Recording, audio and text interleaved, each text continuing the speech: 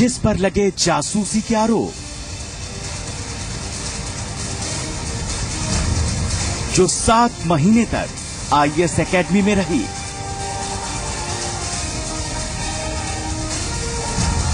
फर्जी एसडीएम बनकर IAS academy में घूमी, उस रूबी चौधरी का सनसनीखेज खुलासा। हर तीसरा बंदा देश में भ्रष्ट। आईएएस एकेडमी के डिप्टी डायरेक्टर पर गंभीर आरोप।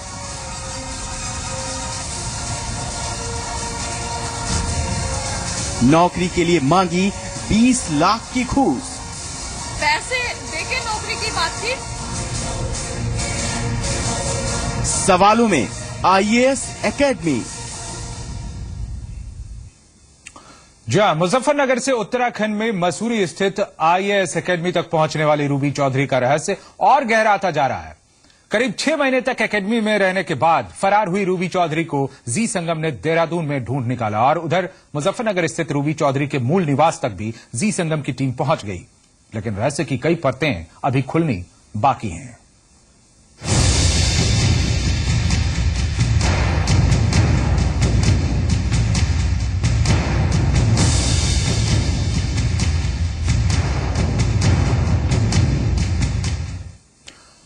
आखिर कौन है ये रूबी चौधरी जिन्होंने देहरादून से लेकर दिल्ली तक हड़कंप मचा रखा है? 2 दिनों की तलाश के बाद जी संगम की टीम रूबी चौधरी तक पहुंची गई। फर्जी तरीके से एलबीएस एकेडमी में रहने वाली रूबी चौधरी ने एकेडमी के डिप्टी डायरेक्टर पर सनसनीखेज आरोप लगाए। रूबी चौधरी के मुताबिक एकेडमी के डिप्टी डायरेक्टर सौरभ जैन ने उसका फर्जी आईडी कार्ड बनवाया। उधर नैनीताल में एटीआई के निदेशक ने कहा है कि उनके यहां से कोई भी आई कार्ड जारी नहीं किया गया है। उन्होंने कहा कि एटीआई इस तरह से कोई आई कार्ड इश्यू नहीं करता। इस बीच सूत्रों के हवाले से खबर है कि मसूरी एलबीएस एकेडमी ने अपनी स्टेटस रिपोर्ट सौंप दी है और इस स्टेटस रिपोर्ट में यह कहा गया है कि रूबी को अकादमी में देव सिंह ने एंट्री दिलाई थी। देव सिंह अकादमी में गार्ड है और उसे सस्पेंड कर दिया गया है। इसके साथ ही इस घटना को लेकर डिप्टी डायरेक्टर स्तर के जांच के आदेश दे दिए गए हैं। उत्तराखंड के राज्यपाल के पॉल ने भी एलबीएस एकेडमी में फर्जी अफसर मामले में गहरी चिंता जताई है। राज्यपाल ने कहा कि इस पूरे मामले की छानबीन होनी चाहिए और उधर उत्तराखंड के मुख्यमंत्री हरीश रावत ने कहा है कि इस मामले की गहराई से जांच की जाएगी और दोषियों को दंडित किया जाएगा। तो रूबी चौधरी के खुलासे से सनसनी फैला दी है। रूबी चौधरी के इस खुलासे ने तो वहीं इस मामले पर जी संगम की पड़ताल से जो जानकारी मिली वो भी कम सनसनीखेज नहीं है। मसूरी के प्रतिष्ठित आतंकियों के निशाने पर रहने वाले और सुरक्षा के लिहाज से बेहद संवेदनशील माने जाने वाले एलबीएस एकेडमी की पूरी व्यवस्था पर सवाल खड़े कर देने वाली रूबी चौधरी मुजफ्फरनगर के गांव की रहने वाली है। जी संगम की टीम रूबी चौधरी के मुजफ्फरनगर स्थित घर तक भी पहुंच गई और रूबी चौधरी के घर की हालत को देखकर उसके 20 लाख रुपए की रिश्वत देने के बारे में सोचने पर भी सवाल खड़े हो रहे हैं, क्योंकि बेहद साधारण परिवार से आने वाली रूबी चौधरी के लिए इतनी बड़ी रकम का इंतजाम कर पाना लगभग नामुमकिन सा है। रूबी चौधरी बेहद साधारण परिवार से आती हैं। जी संगम की टीम ने रूबी चौधरी की मां से जब इस मामले में चर्चा की तो यह पता चला कि रूबी चौधरी की मां को इस पूरे मामले की जानकारी ही नहीं है। उनका कहना है कि रूबी ने उन्हें इतना भर कहा था कि किसी परीक्षा में सेलेक्ट हो गई हैं और इसकी जानकारी दी थी, जिसके बाद वो एकेडमी चली गई। रूबी की मां मुनेश देवी के मुताबिक उनकी बेटी को फंसाया जा रहा है। रूबी के परिवार में उसके 2 भाई और 1 बहन है। रूबी परिवार में सबसे बड़ी है। रूबी के पिता किसान हैं। रूबी ने मुजफ्फरनगर के डीएवी कॉलेज से बीए किया और उसके बाद चौधरी चरण सिंह यूनिवर्सिटी से एमए किया हुआ है।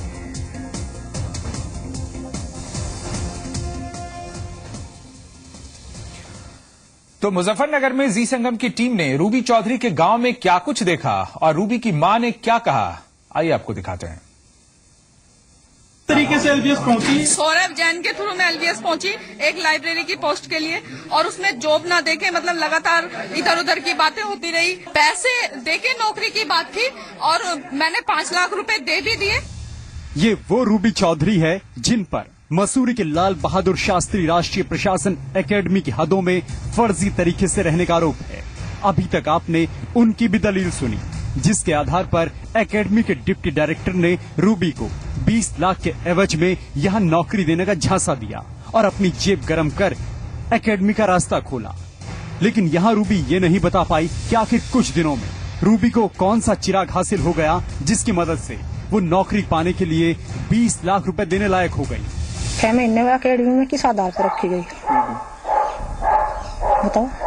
किसने रखा था? हाँ, किसने रखा था? हम भी तो यही जानना चाहें, किसने रखा था? तो सुना आपने, ये है रूबी के वो किसान माँ बाप जिनके मुताबिक रूबी को पढ़ाने में इन्होंने अपनी जिंदगी झोंक दी, लेकिन घर के हालात कभी ऐसे नहीं हुए कि वो लाखों की बात सोच सकें। उन्हें ये तो पता है कि रूबी ने उन्हें लाल बहादुर शास्त्री राष्ट्रीय प्रशासन एकेडमी में ट्रेनिंग और नौकरी की सूचना दी थी, लेकिन उन्हें ये नहीं पता कि रूबी कैसे 5 लाख रुपए देकर नौकरी पाने के लायक बनी। कष्ट झेल के तो बनाया कि 8-10 बीघे जमीन है घर में, बाप ने पूरी खेती करके पूरी मेहनत के साथ दूध दाद बेच के पढ़ाया बेटी को मुजफ्फरनगर से। MA करी ने RGPG से मेरठ से। अब एकेडमी में कैसे पूछूं? जब पेपर दिए 2-3 बार, कह लगी वो मम्मी मेरा नंबर आ गया उसमें। मैं कहा तो ठीक है, तेरा नंबर आ गया बेटे। इसके पापा जी जाके उसे छोड़ दिया। एक किसान माँ बाप को फिलहाल रूबी पर लग रहे आरोपों से आघात पहुंचा है। उन्हें यही बात खाई जा रही है कि रूबी ने आखिर क्यों उनसे झूठ बोला। किसी के थ्रू तो रखी गई, गार्ड के कमरे में रही, जो किसी के थ्रू तो सरकारी गार्ड था उसके कमरे में रही। ये बात भी हमें तो परसों तो ही पता लग गया। हाँ बेटे, भरोसा तो था, पर आज की घड़ी तो तोड़ दिया उन्होंने भरोसा। क्या भरोसा करता? जब उनका तो बेटी तो हम बात नहीं कर रहे। मैं कहियो क्या होया, गाँव के लोग ऐसे होते हैं, ऐसी बात तो बहुत बदनाम मान रहे। लास्ट बार कब आई थी गाँव में? रूबी सितंबर में गई थी, यहाँ तक जीप से नहीं आई। इल्जाम लगने के बाद में बेटी से बात हुई फोन? 24 सितंबर में थे हम। अब हमने बात नहीं करी। फिलहाल इस मामले की जांच जारी है। एकेडमी की ओर से दी गई शिकायत और फिर रूबी के आरोपों की आखिर हकीकत क्या है, ये तो वक्त बताएगा। लेकिन रूबी के परिजनों की माने तो रूबी एकेडमी तक तभी पहुंची जब कोई उसका मददगार बना है, लेकिन रूबी के फर्जीवाड़े के पीछे क्या वजह है ये उन्हें नहीं मालूम। संजय गर्ग, जी मीडिया, मुजफ्फरनगर। तो मसूरी की LBS एकेडमी में फर्जी तरीके से सितंबर 2014 से लेकर मार्च 2015 के आखिरी हफ्ते तक रहने वाली रूबी चौधरी ने एकेडमी के डिप्टी डायरेक्टर पर कई सनसनीखेज आरोप अब लगाए हैं। रूबी चौधरी के मुताबिक एकेडमी के डिप्टी डायरेक्टर सौरभ जैन ने उसका फर्जी आई कार्ड बनवाया, जिसकी मदद से वो एकेडमी में रह रही थी। और इतना ही नहीं, रूबी जैन ने यह भी आरोप लगाए हैं कि डिप्टी डायरेक्टर सौरभ जैन ने लाइब्रेरियन की नौकरी दिलाने के नाम पर 20 लाख रुपयों की रिश्वत मांगी थी, जिसमें से रूबी चौधरी ने 5 लाख का भुगतान भी कर दिया है। रूबी चौधरी ने सौरभ जैन पर इस मामले पर मुंह नहीं खोलने के एवज में 5 करोड़ रुपयों की पेशकश करने का भी आरोप लगाया है। क्या कोई डील हुई थी, कोई बातचीत हुई थी, कोई भरोसा जैन साहब की तरफ से आपको दिलाया? पैसों की बातचीत थी। कितने की? जरा खुल के बताइए। 20 लाख की। क्या रहा उसमें? उसमें 5 लाख रुपए मैं दे चुकी, 15 लाख रुपए देने की बात थी। और 18 मार्च को, अभी 18 मार्च से ये सबके नॉलेज में था वहाँ अकेडमी में कि लड़की यहाँ रह रही है। ये कहा कि मैडम आप अपना मुंह बंद रखो, हमारे खिलाफ कुछ मत कहना, हम आपको 5 करोड़ रुपए दे देंगे। तब मैंने कहा कि सर, मेरा स्वाभिमान इतना सस्ता है कि आप पैसे देके किसी की इज्जत ऐसे मीडिया में उछाल दोगे? तो रूबी चौधरी जो आरोप लगा रही हैं, जिस शख्स का नाम ले रही हैं, सौरभ जैन। आइए आपको अब बताते हैं आखिर कौन है सौरभ जैन, जिन पर रूबी ने बेहद ही गंभीर आरोप लगाए हैं। आपको बताते हैं उस शख्स के बारे में जो इस पूरी घटना का अहम किरदार है। वो शख्स जिस पर रूबी चौधरी ने लाइब्रेरियन की नौकरी लगवाने के नाम पर 20 लाख मांगने का आरोप लगाया है और उसी की शह पर वो करीब 7 महीने तक IAS एकेडमी में रही और किसी को कानो कान खबर तक नहीं हुई। सौरभ जैन 2002 के केरल कैडर के IAS अधिकारी हैं, जिसके बाद उन्होंने IIT कानपुर से इलेक्ट्रिकल इंजीनियरिंग की डिग्री हासिल की और 3 साल तक C.Dot के लिए काम किया। इसके बाद 2002 में वो IAS अधिकारी बने और केरल के कासरगोड में सब कलेक्टर के पद पर तैनात हुए। इंटर कैडर प्रतिनियुक्ति पर उत्तराखंड आने से पहले वो केरल फाइनेंशियल कॉरपोरेशन के GM और केरल स्टेट IT मिशन के डायरेक्टर भी रहे। सौरभ जैन ने उत्तराखंड के एडिशनल सेक्रेटरी पावर और उत्तरकाशी के DM के तौर पर भी काम किया। सौरभ ने साल 2013 के सितंबर में ABS एकेडमी में डिप्टी कलेक्टर का पद संभाला और इसके अलावा वो सेंटर फॉर डिजास्टर मैनेजमेंट के डायरेक्टर के पद पर भी काम कर रहे हैं। लेकिन जिस तरह रूबी चौधरी ने सौरभ जैन का मामला दबाने के लिए 5 करोड़ की पेशकश की, उसमें कितनी सच्चाई है? आखिर इस पूरे मामले का सच क्या है? कौन सच्चा है, कौन झूठा? सोनू सिंह, जी मीडिया, देहरादून। और अब जाकर इस मामले की तह तक जाने के लिए एसआईटी का गठन कर दिया गया है। एसआईटी की महिला अधिकारी के नेतृत्व में ये जो एसआईटी टीम गठित की गई है, सीआईडी की महिला अधिकारी के नेतृत्व में ये टीम बनाई गई है जो रूबी चौधरी के आरोपों की जांच करेगी। आपको बताएं कि ये पूरा मामला सामने आया था जब एकेडमी की तरफ से रूबी चौधरी के खिलाफ केस दर्ज करवाया गया। मसूरी पुलिस स्टेशन में रूबी चौधरी के खिलाफ आईपीसी की धारा 420, धारा 467, 468 और 471 के तहत केस दर्ज करवाया गया है। मंगलवार की शाम को यह मामला दर्ज करवाया गया था, जिसके 2 दिन बीतने के बाद रूबी चौधरी को जी संगम की टीम ने देहरादून के एक होटल में ढूंढ निकाला और रूबी चौधरी मीडिया के सामने आई तो उन्होंने इस पूरे मामले को बेहद सनसनीखेज बना दिया। रूबी चौधरी ने एकेडमी के डिप्टी डायरेक्टर पर कई गंभीर आरोप लगाए। मसूरी पुलिस इंस्पेक्टर चंदन सिंह के नेतृत्व में एक टीम अब इस मामले की जांच कर रही है कि आखिर इस महिला को एकेडमी में एंट्री कैसे मिली और कैसे लगभग 6 महीनों तक ये महिला वहां रहती रही और अधिकारियों को इसकी भनक भी नहीं लगी। इसके साथ ही इस बात की भी जांच की जा रही है कि इस महिला ने एकेडमी में रहने के दौरान क्या क्या किया। महिला के घर से मिले दस्तावेजों की भी गहराई से पड़ताल की जा रही है। इस मामले में पुलिस न सिर्फ रूबी से पूछताछ कर रही है बल्कि मामले की एफआईआर दर्ज करवाने वाले एकेडमी के प्रशासनिक अधिकारी सत्यवीर सिंह से भी पूछताछ करने वाली है।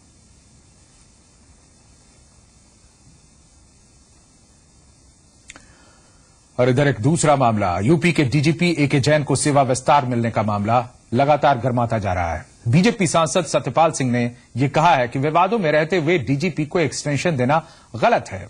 तो कांग्रेस ने आरोप लगाया है कि इस फैसले से लगता है कि केंद्र यूपी सरकार के साथ मिल गया है। उधर सियासतदानों के साथ ही पूर्व पुलिस अफसर भी इस सेवा विस्तार पर सवाल खड़े कर रहे हैं। देखिए, इस बारे में सर्वोच्च न्यायालय ने, उच्चतम न्यायालय ने बहुत ही स्पष्ट रूप से निर्देश दिए थे और 2006 के अंदर, उसमें इतने 8 साल हो गए, उन्होंने कहा था डीजीपी का जो जिसको भी पोस्ट किया जाए उसको कम से कम 2 वर्ष का उनको जो है टेन्योर दिया जाए। और कुछ सरकारें, उसमें उत्तर प्रदेश सरकार भी है, इस प्रकार से 2-2 महीने के लिए, 1-1 महीने के लिए, 4 महीने के अगर डीजी लाएंगे, ये निश्चित बात है उनके ऊपर एक पॉलिटिकल पैट्रोनेज है। और पॉलिटिकल पैट्रोनेज में जो आदमी आता है, इसका मतलब वो मेरिट से नहीं आता है, और जो आदमी मेरिट से नहीं आते हैं वो जनता के साथ न्याय करने में जो है कभी भी कामयाब नहीं होंगे। बिल्कुल, उनका जो एक्सटेंशन है वो एक बात तो वो साबित करता है कि जो दिल्ली की हुकूमत और लखनऊ की हिम्मत है, इनमें ट्यूनिंग बहुत अच्छी है। दूसरी चीज, ये दुर्भाग्यपूर्ण है कि हमारी पूर्व अध्यक्ष रीता बहुगुणा जोशी जी के मकान को जलाने में, जिसका नाम पुलिस अधिकारी का नाम वो आईजी थे उस समय था, आज उनको प्रमोट किया गया। जो उस समय मायावती जी के शासनकाल के दुलारे थे, आज वही इनके भी दुलारे बन गए हैं, क्योंकि शायद ये समझते हैं कि ऐसे लोग अगर विभिन्न उच्च पदों पर रहें जो उनके इशारे पर हर गलत सही काम करें। लेकिन यह है कि प्रायः एक्सटेंशन पॉलिटिकल कंसिडरेशन पर ही अधिक मिलते रहे हैं, या इस पर कि किसी अधिकारी की पहुंच कितनी ज्यादा है ऊपर प्रशासन में, इस पर ही मिलते रहे हैं। अन्यथा जो पॉलिसी रहती है, हमेशा आईपीएस की पॉलिसी है, उसके अनुसार नहीं मिलने चाहिए। तो आपने सुना पूर्व डीजीपी एमसी द्विवेदी क्या कुछ कह रहे थे। नौकरशाहों और सियासत का गठजोड़ नया नहीं है और इसी गठजोड़ पर तय होती रही है नौकरशाहों की भूमिका। कहीं ईमानदारी सजा बन जाती है तो कहीं कनेक्शन ताकत बन जाते हैं। आपको 2 तस्वीरें हम एक साथ दिखा रहे हैं, जहां यूपी के डीजीपी एके जैन अपने संबंधों के चलते 3 महीने का एक्सटेंशन पाने में कामयाब रहे, तो वहीं हरियाणा में आईएएस अधिकारी अशोक खेमका को एक बार फिर ईमानदारी की कीमत चुकानी पड़ी और उन्हें सजा माने जाने वाले विभाग में तैनाती दे दी गई है। और इन सबके बीच बड़ी खबर इस वक्त आ रही है। सोनभद्र में रेलवे की जमीन को अवैध रूप से ट्रांसफर करने के मामले में पूर्व डीएम समेत 3 लोगों के खिलाफ केस दर्ज किया गया है। पूर्व डीएम पंधारी यादव, रेलवे के इंजीनियर संतोष गुप्ता, पीडब्ल्यूडी के इंजीनियर आईडी राम पर फर्जी तरीके से रेलवे की जमीन को निजी कंपनी को आवंटित करने का आरोप है। कोर्ट के आदेश पर इन तीनों के खिलाफ रॉबर्ट्सगंज कोतवाली में केस दर्ज किया गया है। ये पूरा मामला साल 2012 में सामने आया था। उस वक्त वकील विजय प्रकाश मालवीय ने सीजेएम कोर्ट में शिकायत दर्ज करवाई थी, जिसके बाद 2 फरवरी 2015 को सीजेएम कोर्ट ने केस दर्ज करने का आदेश दिया था। और अब केस दर्ज हो चुका है। पूर्व डीएम समेत 3 अधिकारियों पर यह केस दर्ज किया गया है। पूर्व डीएम पंधारी यादव, रेलवे के इंजीनियर संतोष गुप्ता, पीडब्ल्यूडी के इंजीनियर आईडी राम पर फर्जी तरीके से रेलवे की जमीन को निजी कंपनी को आवंटित करने का आरोप है। अंशुमान पांडे हमारे संवाददाता हमारे साथ जुड़ गए हैं इस वक्त। अंशुमान, इन 3 अधिकारियों पर जिस तरीके से ये केस दर्ज किए गए हैं, इनमें कौन कौन सी धाराएं लगाई गई हैं और कितनी मुश्किल आ सकती है इन अधिकारियों को इस केस में अब आगे? देखिए जी, ये बता दें कि ये वर्ष 2011 में यहाँ पे तत्कालीन जिलाधिकारी थे पंधारी यादव और जेपी के 88 अध्यक्ष रेलवे के 2 बड़े अधिकारियों की मिली भगत से रेलवे की जमीन को जेपी एसोसिएट्स को दिया गया, जिस मामले को लेकर के यहाँ पे सीजीएम कोर्ट में वाद चल रहा था जी। और लगभग 1 महीने पूर्व सीजीएम के द्वारा ये आदेश दिया गया कि ये लोग फर्जी दस्तावेज लगा करके इस जमीन को निजी कंपनी को लाभ पहुंचाने का काम कर रहे हैं जी। जिसको देखते हुए इन लोगों पे विधिक धाराओं में एफआईआर दर्ज करने का आदेश दिया था। जी, बहुत बहुत शुक्रिया आपका जानकारी देने के लिए। तो किस तरह की भूमिका रही है इन अधिकारियों की, वो भी अब जांच के घेरे में है। और अब बात करते हैं कांग्रेस के किसान कार्ड की। कांग्रेस अध्यक्ष सोनिया गांधी ने यूपी के सीएम अखिलेश यादव को चिट्ठी लिखी है और चिट्ठी लिखकर रायबरेली के किसानों को मुआवजा देने की मांग की है। उन्होंने यूपी सरकार पर आरोप लगाया कि रायबरेली में हुए नुकसान को कम करके दिखाया गया। सोनिया ने चिट्ठी में यह लिखा है कि रायबरेली के किसानों की 15 से 20% फसल खराब हो गई है, लिहाजा किसानों को मुआवजा मिलना चाहिए।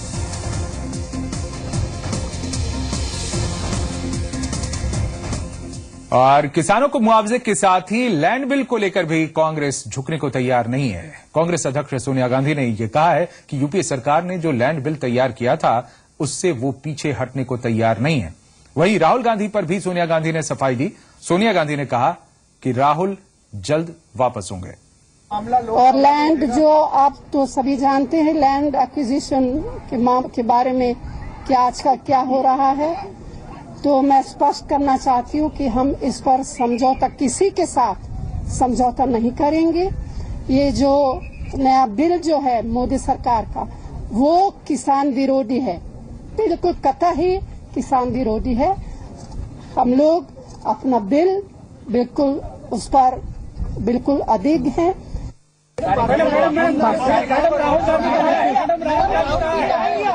राहुल गांधी जल्दी आएंगे वापस और सभी लोगों के बीच में। और इधर लखनऊ में आज बीएसपी के कोऑर्डिनेटर्स की बैठक हुई, जिस बैठक में लोकसभा चुनाव के वक्त बनाई गई सारी कमेटियों को भंग किया गया। 2017 में होने वाले यूपी विधानसभा चुनाव की तैयारियों को लेकर भी इस बैठक में चर्चा की गई।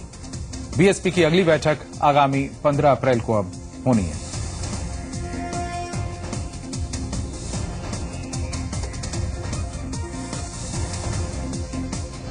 पार्टी 17 में चुनाव जीतेगी, उसी की तैयारी के लिए बैठक थी।